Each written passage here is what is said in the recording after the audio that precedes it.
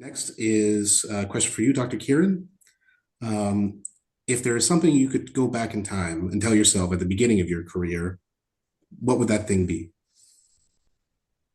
Um, well, my experience really when I started medicine was to really look at people who had diabetes for 50 years, and this was in 1980.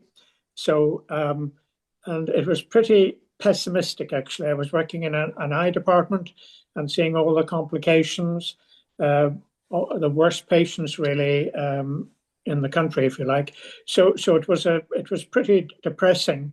Um, so, but it motivated me basically, as well as working with diabetes in pregnancy, to see that good control could change the whole outcome of diabetes.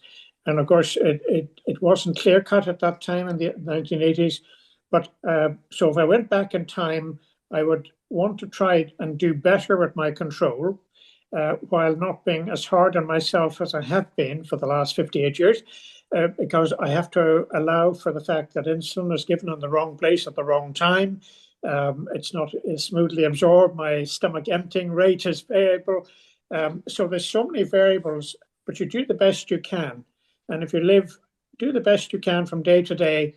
I notice I do my annual review now in 2 weeks' time. So I'm trying harder to keep my blood sugar better controlled so as not to raise a discussion which I, in fact, could control, if you like, by being more careful with my diet, perhaps, or not.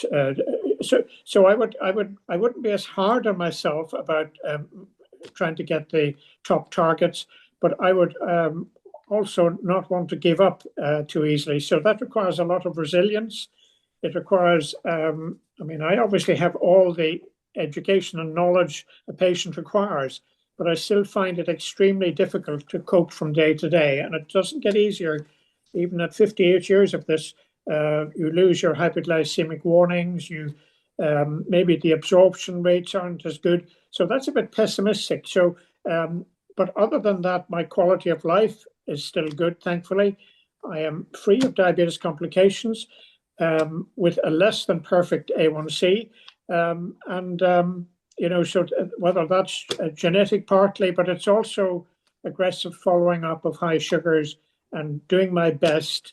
I was amazed at how much time it took of my life when I retired 5 years ago, just to look after my diabetes. I had carried it on my shoulder all my life, on top of my jobs, and it just was astonishing that it took so much energy from day to day. So that what I would say is, again, be kind to yourself. There's ups and downs. There are times when you get through bad periods as well, and almost you can't explain it scientifically, and then you're left with your own resources. So look after yourself is the key thing, and build up that resilience, hopefully with education and with good team support. If you have a diabetic specialist nurse or psychology support or whatever thing, how to cope better with and how to get into a good routine with habit as well. So habit is critical to getting the habits right in the initial few years makes the difference, I think, for the next 50 years. I'd say enough. That's enough at this point, I think. I think it's just the right amount. So I have from my notes, don't give up, do the best you can, and don't be too hard on yourself. I think that's good advice for both living with diabetes, but then also in a career.